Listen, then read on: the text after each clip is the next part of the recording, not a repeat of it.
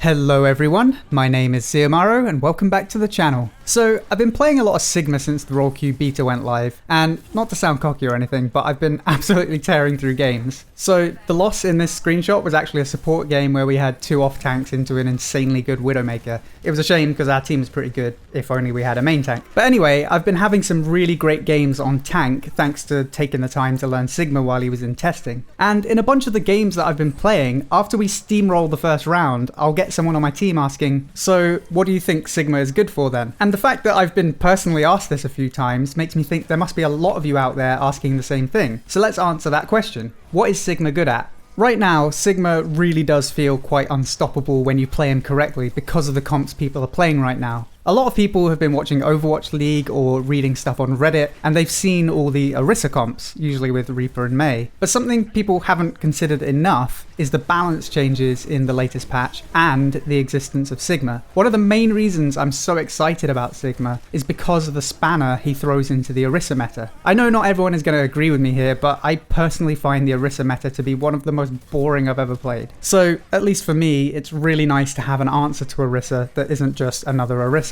So, I think to understand what Sigma is good at, it's important to first understand what he's not so good at. Now, I know a lot of people are playing this Orisa Sigma double shield thing, but at least in my opinion, it's pretty weak and it's highly counterable. Maybe there's a way to make it work if you pick the correct supports and DPS to go alongside it, but the way people are playing it right now, it's not great. If you find yourself up against this double shield comp, I would recommend playing Wrecking Ball, Diva, Doomfist, Sombra, and any healers who can heal through shields like Mercy, or if they can walk through shields like Moira. There are some situations where I think Orisa Sigma could work, such as Pirate Ship, but once people figure out that in most other situations you can just play dive into it, it's not a great tank duo, at least not compared to the other options. So one of the reasons I don't think it's great is because of the less appeal compared to running Diva or Roadhog in place of the Sigma. Sigma's peel definitely isn't that bad, so that's not really the main issue, but the other problem is the complete lack of shield break. Not enough people seem to realise this, but a huge amount of the team's shield break comes from the off tank. Sigma does literally half the shield damage or less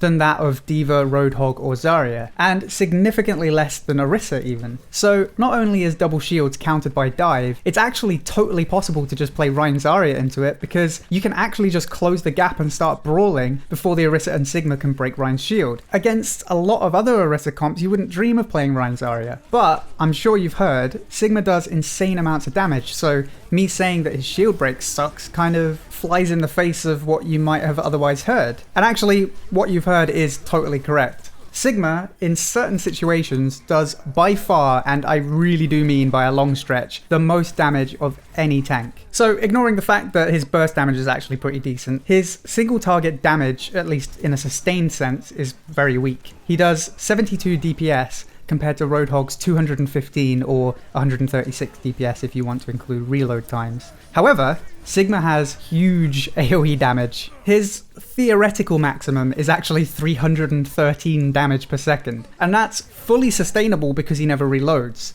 Of course, you're almost never going to be hitting those numbers, but it's a nice way to illustrate how much damage he's truly capable of. Like, the only DPS who can actually exceed his numbers are things like Bastion, Pharah, and Junkrat. So even if you're not hitting that theoretical maximum, you're still going to be pulling some impressive numbers that can far exceed what Roadhog is capable of if the enemy is grouped up.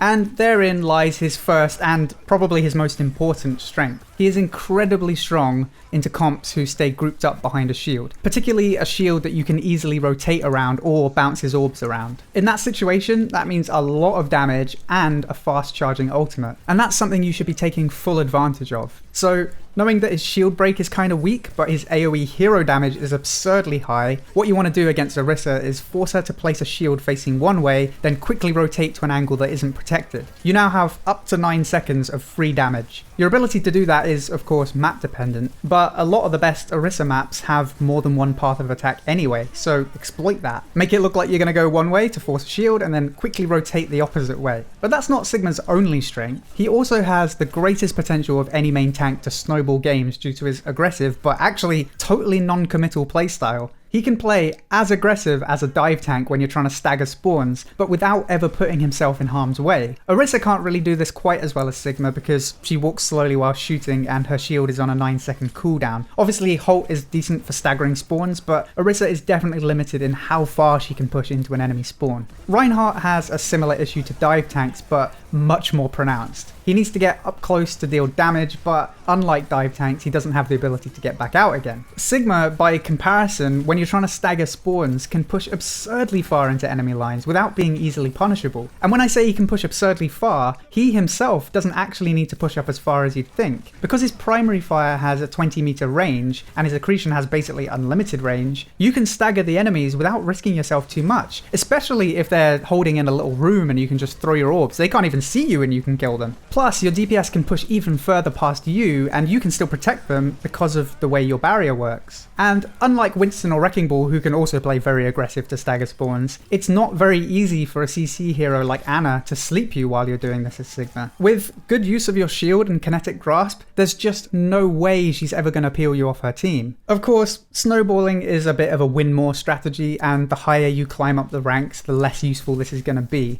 So I still think the first thing you need to look for when you're weighing up whether or not you should play Sigma is if the enemies are grouped up. But the snowball thing is definitely a strength he has as well. Another benefit of Sigma is his ability to peel better than almost any other main tank through the use of his accretion. And actually, the fact that he can peel pretty well is something that makes him at least somewhat viable as an off tank as well. But when you play Sigma and Zarya together, you essentially have a shield to push up with, kinetic grasp for huge spam, the hard CC like a Roadhog would normally provide, and the quick protection that a Zarya bubble gives you. Plus, they can play in this kind of non-committal 20-meter range where they can stagger spawns without really risking much. And that's not even mentioning the fact that this comp has double setup ults. Sigma Zarya is like a Swiss Army knife tank duo. You have protection against basically everything. So when you take all of these things into consideration, what is Sigma good at? Well, Orisa comps are a good start, but any team that stays clumped up and you can actually get some hero damage in behind the shield works. One possible exception to that is actually the Orisa Sigma comp I kind of trashed earlier in the video. Sigma is actually quite bad into that comp because, as I said, he's got crappy shield break and he works best in that aggressive but non-committal style I mentioned earlier. Playing into double shields requires him to fully commit to a fight by walking through the shields, because against Orisa Sigma, you're unlikely to find that unprotected off angle that you're normally looking for. And at that point, why not just play Reinhardt? So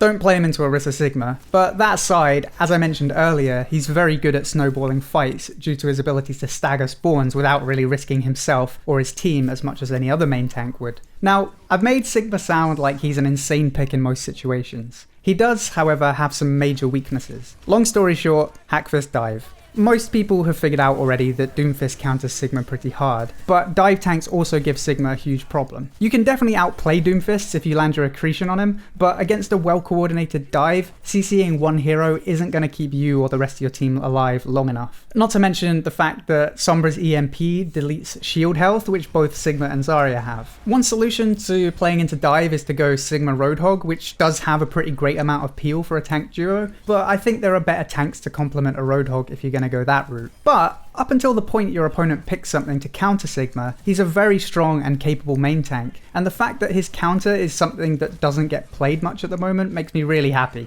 As far as I can tell right now, we actually have a circle of counters when it comes to the tanks. Sigma counters Orisa, Dive counters Sigma, Orisa can counter Dive, and Rein Zarya is actually a strong pick into any of those when the map allows for it thanks to the recent balance changes. In reality, which tanks you pick depends on the map now more than anything, but in general, any map Orisa works well on, Sigma works well on too. It's possible that the pros will stumble upon another meta that works in the majority of situations, but I hope that Blizzard keeps Sigma in a balanced enough state to keep this circle of tanks going. Hopefully this video has helped you understand a little bit more about what Sigma is good at. I've come across a lot of people who seem to think he can only be played as an off-tank or that he's simply a bad hero, but that couldn't be further from the truth. He has some pretty hard counters, but there are just as many things that he counters to balance it out. I hope you enjoyed this video. If you did, then please feel free to subscribe for more gaming guides, news and discussion. And don't forget to check out the links below to Patreon, Discord and Twitch. Until next time, thank you for watching, and I'll see you soon.